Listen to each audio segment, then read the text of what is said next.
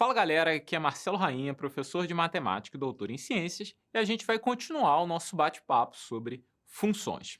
Hoje a gente vai conversar sobre funções injetoras, as famosas funções 1-1. Bom, eu acho que a melhor forma de visualizar esse tipo de função injetora é graficamente.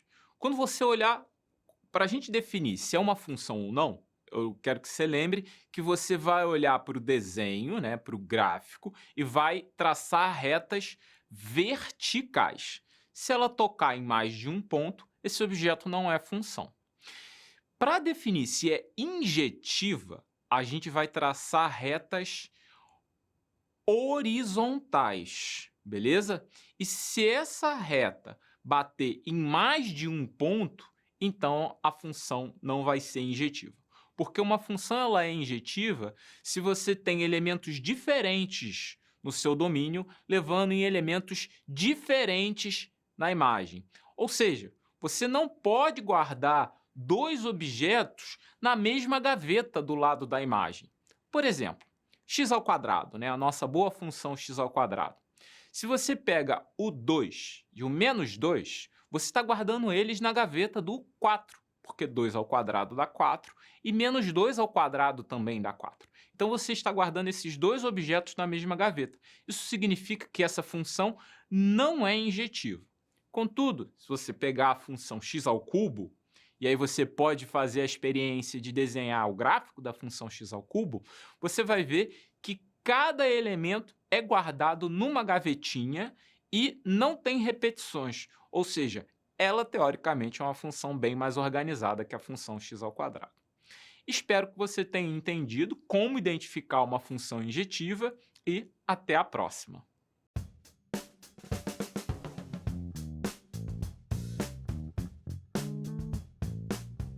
Fala pessoal, tudo bem? Professor Sandro Davidson aqui na área. E a gente nesse vídeo vai, antes de tudo, antes de você mergulhar em qualquer tipo de tarefa, eu tô aqui para te dar uma luz, para você entender exatamente o que está acontecendo, para você não ficar perdido. A gente hoje nesse vídeo vai falar um pouquinho sobre três assuntos, três nomezinhos específicos da matemática, especificamente do campo de funções, que são extremamente importantes que você entenda para que você possa ter uma compreensão um pouco mais profunda sobre como se comportam funções no plano cartesiano e quais são as suas principais aplicações. Então a gente vai falar um pouquinho sobre injeção, sobrejeção e bijeção, ou como você quiser, função injetora, função sobrejetora e função bijetora. Beleza? Vamos que vamos, vamos lá. Bom, gente, para a gente começar a nossa aula, eu vou começar com alguns exemplos bem lúdicos para você, tá? Ficar bem tranquilo para entender que a matemática não é só número, não é só letra, não é só coisa feia, tá bom? Repara o seguinte, coloquei duas pessoas aqui, tá bom? Então vamos supor que esse aqui é o João, vou botar um J aqui, e essa aqui é a Maria, beleza?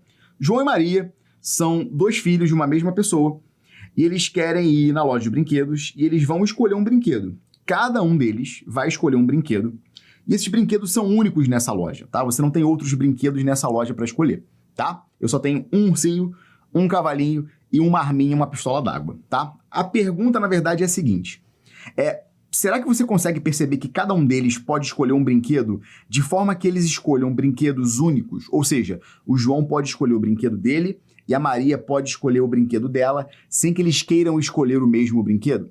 É bem verdade que eles podem querer escolher o mesmo brinquedo, mas cada um deles tem a opção de escolher um brinquedo separado, ou seja, cada pessoa, cada uma dessas crianças pode escolher o seu próprio brinquedo. Então vamos dar um exemplo aqui? Vamos ver aqui como é que ficaria. Vamos supor que o João vai escolher a pistolinha de água e a Maria vai escolher esse ursinho aqui, tá? Repara que se você olhar João e Maria como sendo um conjunto de duas pessoas, tá? E o conjunto dos brinquedos como sendo um outro conjunto, na verdade eu estou fazendo uma associação entre dois conjuntos, onde cada um dos elementos desse conjunto, que é o chamado domínio, está escolhendo elementos diferentes nesse conjunto chamado contradomínio. E dentro desse conjunto chamado contradomínio, o conjunto formado pelo ursinho e pela pistola d'água são, na verdade, o nosso famoso conjunto imagem. É verdade. E repara que, nesse caso, a imagem do que a Maria escolheu, que é o ursinho, é essencialmente diferente da imagem do que o João escolheu, que é a pistola de água. Ou seja, olha para cá. O João e a Maria estão cada um escolhendo o seu próprio brinquedo. Esse tipo de relação entre dois conjuntos é uma relação muito específica. Por quê? Porque o João escolhe um brinquedo que é diferente do brinquedo que a Maria escolheu. Cada um dos elementos do domínio escolhe a sua própria imagem, ou seja, o seu próprio brinquedo. Ficou clara essa noção para você? Eu não vou te dizer nome por enquanto não, tá? Deixa a noção bem clara na sua cabeça para você daqui a pouco teorizar isso. Cada elemento do domínio escolhe a sua imagem específica no contradomínio. Guarda isso. Vamos para o próximo exemplo. O próximo exemplo é o seguinte. Esse é o João de novo. E o João está diante de um conjunto de comidas, tá? Comidas muito boas aqui, comidas maravilhosas. E do outro lado, ele tem um conjunto de possíveis respostas, tá? Então eu vou perguntar para o João. João, você gosta de pizza, por exemplo? Aí ele vai falar, olha, eu gosto de pizza, então a minha resposta é sim. João, você gosta de sushi, de comida japonesa? Rapaz, eu não gosto não. De comida japonesa eu não gosto muito. Beleza, não tem problema. João, você gosta de chocolate? Ah, chocolate eu gosto muito. Chocolate é um bom sim. Tá, beleza. Agora olha para esse exemplo e vê o que aconteceu. O conjunto das comidas é como se fosse agora o meu domínio, ou seja, são as coisas que vão escolher lá do outro lado as suas imagens. E o conjunto das respostas sim ou não é o conjunto contradomínio. Só que nesse caso específico, tanto o sim quanto o não foram respostas escolhidas, ou seja, o seu conjunto imagem, nesse caso, é o mesmo que o conjunto contradomínio. Então, olha para mim. Nesse exemplo específico, quando você olhou para o conjunto contradomínio, que são as possíveis escolhas que o João poderia fazer, essas escolhas coincidiram com as escolhas que ele propriamente fez. Ou seja, não teve nenhum elemento lá no contradomínio que ficou sem receber uma flechinha. Esse é um outro tipo muito particular de função, que a gente vai dar um nomezinho muito específico para ela. Então guarda mais uma vez essa historinha na sua cabeça. Vamos para o próximo e último exemplo. Vamos lá. Nosso último exemplo é o seguinte. Aqui eu tenho o João, aqui eu tenho a Maria, e agora eu tenho outras duas pessoas. Eu tenho, por exemplo, o Sandro e eu tenho, por exemplo, a Flávia, tá? E aí, olha só, João e Maria é um conjunto de duas pessoas e eu vou associar esse conjunto de duas pessoas ao conjunto dos seus, vamos botar aqui, namorados, pode ser, tá? Então, por exemplo, quando você pensa na Maria, a Maria é a namorada do Sandro e o João é namorado da Flávia. Repara que nesse exemplo específico, olha que engraçado, nesse exemplo específico aconteceram as duas coisas ao mesmo tempo. O João escolheu uma pessoa como namorada que é diferente da pessoa que a Maria escolheu como namorado. Então tem a ver com aquele nosso primeiro exemplo. E repara que o conjunto das pessoas a serem escolhidas como namorados, né? Todas essas pessoas foram escolhidas, o que tem uma relação grande com o nosso segundo exemplo. Então nesse exemplo aqui aconteceram as duas coisas ao mesmo tempo. Na primeira, cada um dos elementos do domínio tinha uma imagem única específica. E em segundo ponto, os elementos do contradomínio coincidiam com o conjunto da imagem dessa função.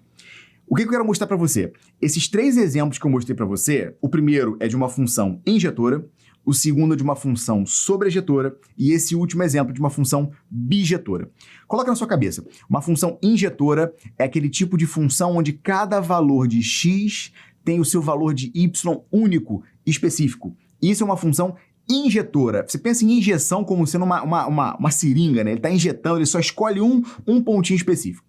A função sobrejetora é aquela função onde não sobram elementos no contradomínio, por isso sobrejetora, é um jeito legal para você lembrar, tá? E a função bijetora é aquela função que é injetora e sobrejetora ao mesmo tempo, por isso que ela é bijetora, tá? Como é que ficaria isso no plano cartesiano de uma forma mais aplicável dentro de um contexto de matemática mais avançada? Dá uma olhadinha nesse próximo exemplo que eu vou mostrar para você, tá? Repara que eu estou colocando para você aqui 3 desenhos. Esse primeiro é o exemplo de uma função injetora, de uma injeção. O segundo exemplo é o exemplo de uma função sobrejetora, de uma sobrejeção. E esse último exemplo é o exemplo de uma função bijetora, que é uma bijeção, tá? Nesse exemplo primeiro aqui, por exemplo, quando você olha para cada valor de x tem o seu valor de y específico. Sandro, como é que eu vejo isso muito rapidamente? É o grande bizu. Se você desenhar retas que sejam paralelas ao eixo x, você repara comigo que essas retas azuis que eu estou desenhando cortam o gráfico da função em exatamente um ponto. Toda vez que isso acontecer, você pode garantir que a função é injetora. Cada valor de x tem o seu valor de y específico, beleza? Segundo exemplo, olha para essa função aqui. Essa função aqui, a gente já aprendeu, e você vai aprender mais ainda, que quando eu quero saber o conjunto imagem de uma função, basta eu fazer a sombra do gráfico lá no eixo Y. Então, quando você olha a sombra dessa primeira parte do gráfico aqui no eixo Y, dá essa região azul. E quando você olha a sombra desse gráfico aqui no eixo Y, dá essa parte verde que eu estou destacando. Ou seja, repara que todo o eixo Y é sombreado pelo gráfico dessa função, o que mostra para você que não sobram elementos no eixo Y, portanto, essa função é uma função sobrejetora. E por último, quando você olha o último exemplo, dá uma olhadinha aqui no slide. Nesse último exemplo, você pode garantir que as retas azuis que eu vou traçar cortam sempre o gráfico da função em exatamente um ponto, por isso que essa função é uma função injetora. E quando você olha a sombra desse gráfico no eixo Y, a sombra desse gráfico no eixo Y dá exatamente o eixo Y inteirinho. Portanto, a gente fala que essa função é uma função bijetora dentro do conjunto dos números reais. Então, esses três nomes são bastante específicos, muito importantes para que você entenda classificações particulares de funções dentro do contexto do plano cartesiano. Fala, galera, a gente vai continuar o nosso bate-papo sobre funções e agora funções sobrejetivas. Vamos continuar na nossa mente que função são aquelas duas listas de objetos, onde a primeira lista eu tenho o que eu chamo de domínio e a segunda lista eu tenho o que a gente chama de imagem. O que ocorre muitas vezes é que a segunda lista, que é a imagem, ela está dentro de um conjunto maior. Ou seja, ela é um subconjunto de um conjunto maior.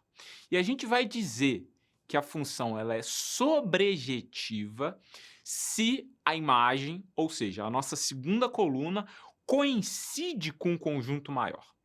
Vamos para o nosso exemplo, a função x ao quadrado. Né? Digamos que a função x ao quadrado ela tem como domínio a reta inteira e como contradomínio a reta inteira também. Então, essa função ela não vai ser sobrejetiva quando eu analiso a reta inteira. Por quê? A função x ao quadrado, ela está o quê? Qualquer número elevado ao quadrado ele é positivo. Isso significa que ele está acima do eixo x, ou seja, na imagem, lembra que a imagem são os valores do eixo y, né? E os valores negativos, eles não são representados pelo valor da imagem, ou seja, a imagem está contida no contradomínio se eu estiver analisando a reta toda, óbvio.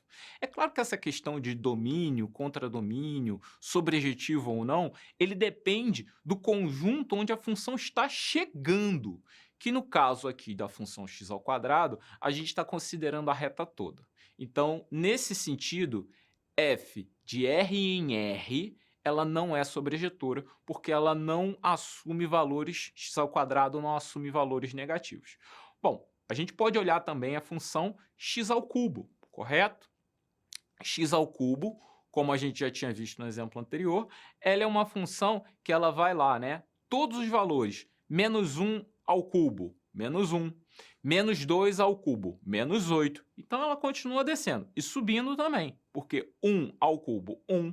2 ao cubo, 8. Então, ela, né, vai subindo, né? Eu não vou fazer o passinho de dança aqui porque vai ficar ridículo, mas tudo bem. Ela vai subindo. Então, ela assume todos os valores no eixo y. Claro que quando eu analiso uma função de R em R, por isso, x ao cubo é sobrejetivo. Contudo, x ao quadrado, quando a gente analisa de R em R, ela não é sobrejetiva.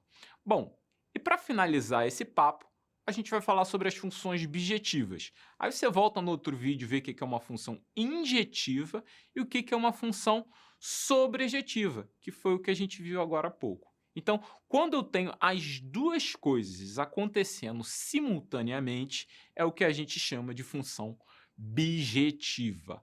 E x ao cubo é um bom exemplo de uma função bijetiva, assim como x ao quadrado é um bom exemplo de uma função que não é nem injetiva e nem sobrejetiva. Contudo, fica para você pensar em casa.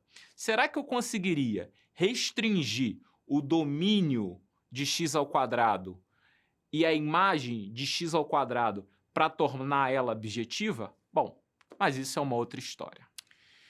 Bom, gente, por hoje é só. Bons estudos e até o próximo vídeo. Fala, galera, esse é mais um vídeo sobre funções e hoje a gente vai determinar graficamente qual é a inversa de funções. Bom, uma função ela só admite inversa se ela for bijetiva, ou seja, injetiva e sobrejetiva. Graficamente, como a gente faz isso, né? Determinar a inversa de uma função que tenha essas propriedades. Mais uma vez, não é que as outras não tenham, mas ela não vai admitir essa inversa sempre ou só vai admitir um determinado subconjunto. As bijetivas é que admitem inversa sempre. E graficamente é muito interessante fazer isso. Fica a dica aí de como a gente consegue encarar esse tipo de coisa. Você vai usar a técnica do espelho. Mas qual vai ser o espelho que você vai utilizar? Você vai utilizar a função y igual a x como sendo espelho. Tá? Qual é a função y igual a x? A gente vai, né, fazer aqui uma dancinha para tentar encarar qual é a função y igual a x. Ela é a função diagonal. Ó, ela é exatamente a diagonal. Tudo bem? Então você pode fazer isso aí na sua sala. Essa é a função y igual a x e esse vai ser o seu espelho. Qual é a função bijetiva que a gente veio conversando até aqui? É a função y ao cubo. A função y ao cubo, eu espero que essa altura do campeonato você já tenha percebido que ela é desse jeitinho aqui, né? Então, ela vem do menos infinito e sobe para o mais infinito aqui. Então, como a gente espelha essa função com relação à função y igual a x? Olha, tem que lembrar que y igual a x está aqui me atravessando no meio. Então, se a gente for fazer ela espelhada, ela vai ficar, né, assim. Eu imagino que eu devo estar todo torto aqui olhando para vocês, mas fica a ideia. Coloca isso aí no seu caderno. Então, sempre que você quiser determinar graficamente a inversa de uma função injetiva, basta você espelhar ela com relação à função y igual a x. E é claro que você pode tentar fazer essa dancinha em casa também, tá? Um abraço e até os próximos vídeos. Fala, pessoal, tudo bem? Professor Sandro Davidson aqui na área. A gente agora, nesse vídeo, vai começar a falar um pouco sobre funções e funções inversas, tá? Imagina, por exemplo, que eu tenho uma sala, né, de 5 pessoas e eu pergunto para cada uma dessas pessoas qual é o nome dela, né, o nome completo dela, tá? Cada uma das 5 pessoas vai ter um nome completo diferente.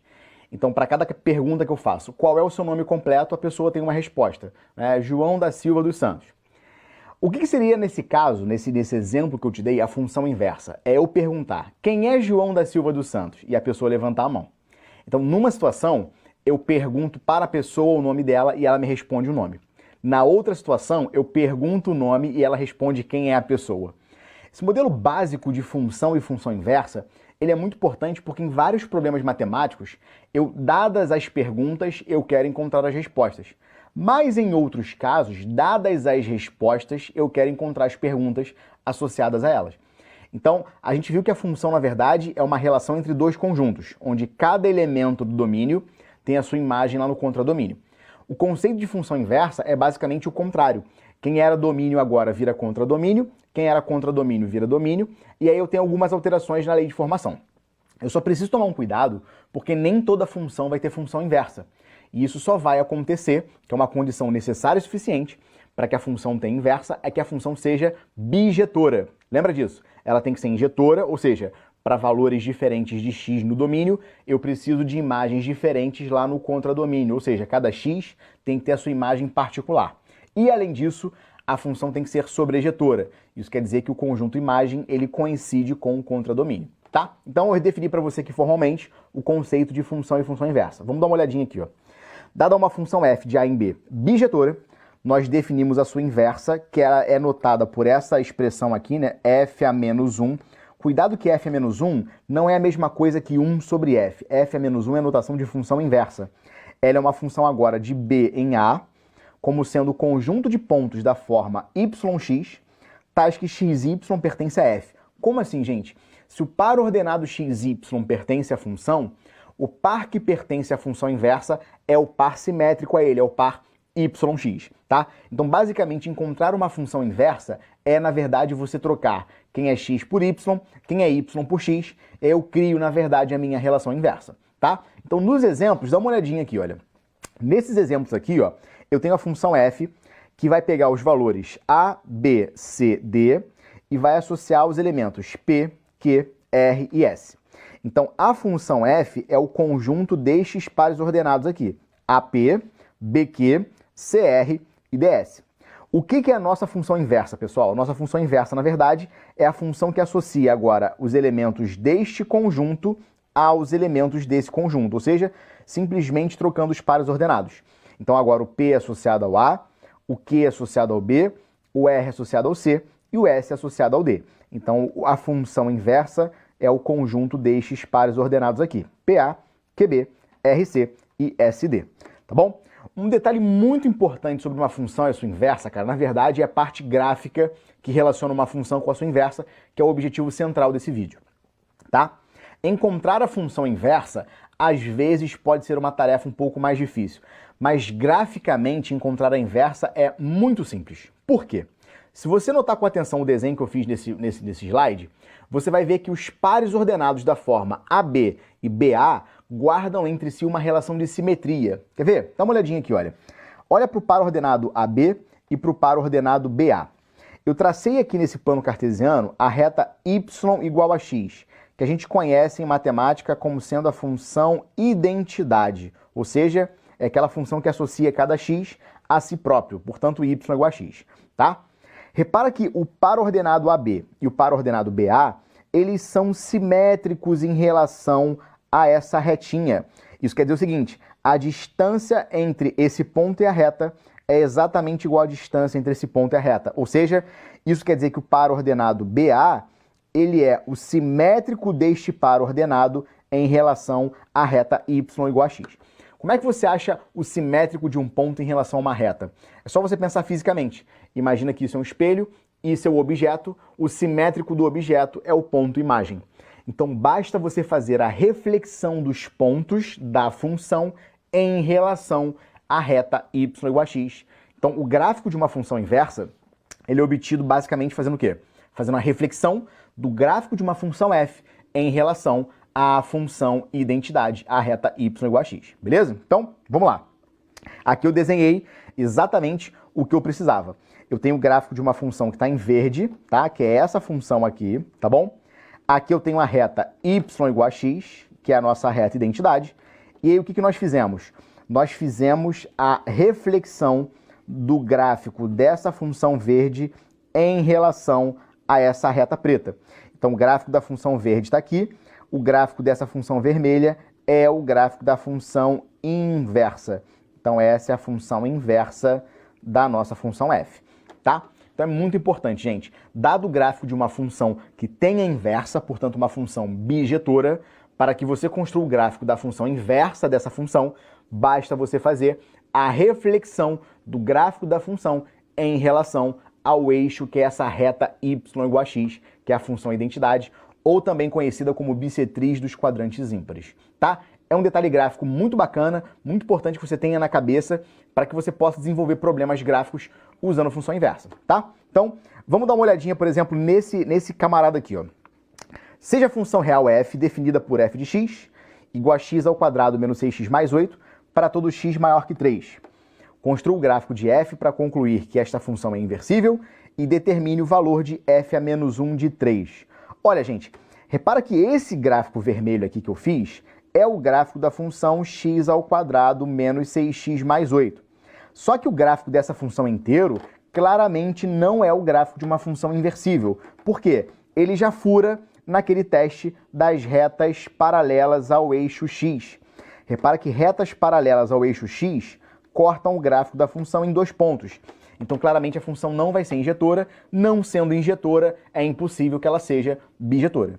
Agora, o nosso problema define o gráfico dessa função para valores reais maiores do que 3. Se são valores reais maiores do que 3, como é que você faz isso? Dá uma olhadinha aqui, ó. Repara que o gráfico dessa função agora, definido para valores maiores do que 3, só vai pegar, na verdade, uma das partes da parábola. Ou seja, se você lembra com atenção, o 3 é o x do vértice. Então, do x do vértice para frente, o gráfico dessa função está bem definido. E aí, se você olhar com bastante atenção, o gráfico dessa função, de fato, agora é definido por uma função bijetora. Porque, repara, se você traçar retas paralelas ao eixo x, as retas paralelas cortam o gráfico dessa função em apenas um pontinho, e além disso, a sombra do gráfico lá no eixo y, né, de -1 até mais infinito, é, na verdade, o conjunto imagem dessa função e, portanto, o contradomínio dessa função. Então, essa função agora sim é uma função bijetora, a gente consegue encontrar de fato quem é o gráfico dessa função inversa, agora fazendo o quê, gente? Fazendo o quê? Fazendo a reflexão do gráfico dessa função dada em relação à reta identidade. E como é que fica isso? Vamos ver. A gente vai fazer, na verdade, a reflexão. Então, aqui o gráfico da função f está aqui, esse é o gráfico da função f, e o gráfico verde, na verdade, é o gráfico da nossa função inversa.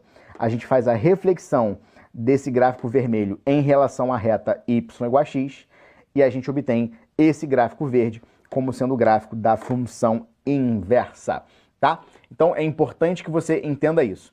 Dado o gráfico de uma função bijetora, para que você encontre o gráfico da função inversa, você vai fazer, na verdade, o rebatimento, o espelhamento do gráfico dessa função em relação à reta y igual a x. É um detalhe super bacana, super importante lá no plano cartesiano para você.